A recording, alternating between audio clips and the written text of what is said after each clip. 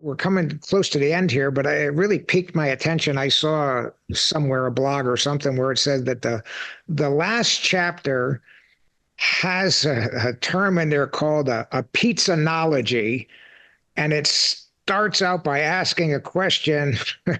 What the F does pizza have to do with leading transformational change? So I got to ask, Ian, what's pizza got to do with it? Yeah, happy to share what I learned. So, it turns out, in order to understand the connection, I had to do a little bit of research on pizza, the food, and the industry as well. That took me all the way back to the year 997 AD in a place called Gaeta, Italy, where pizza was first thought to be invented.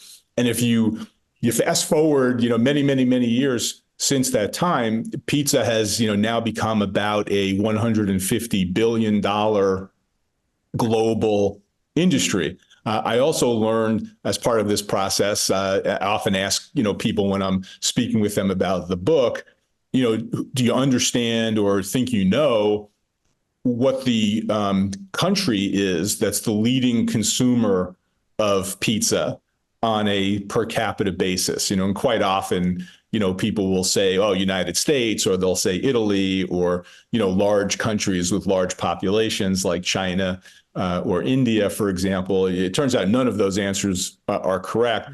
The correct answer is Norway. I've been to Norway a few times, and on an anecdotal basis, I always noticed as I was walking around the streets of cities in Norway, there are a lot of pizza places there, but now I actually have some data to prove it. And if the thing that really caught my attention about looking at pizza as an analogy for large-scale transformational change, if you think about sizes and shapes and toppings and cheeses and crusts and the way that pizza is prepared and the access outlets that are now available for selling or distributing pizza, and even the secret sauces, if you will, that go on various forms of pizza.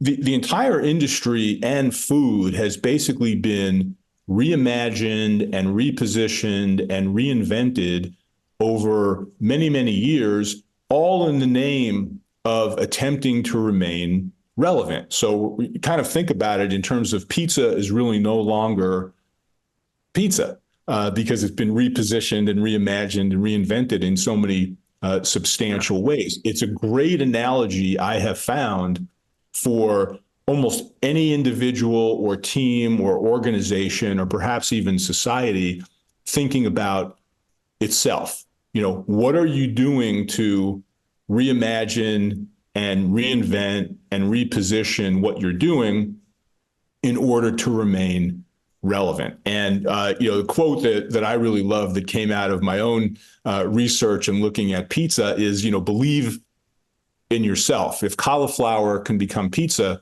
you can become anything.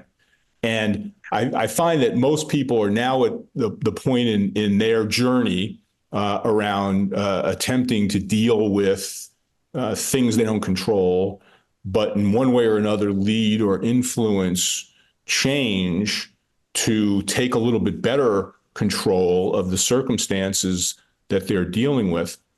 At the end of the day, it's really all about what are we doing in order to remain relevant.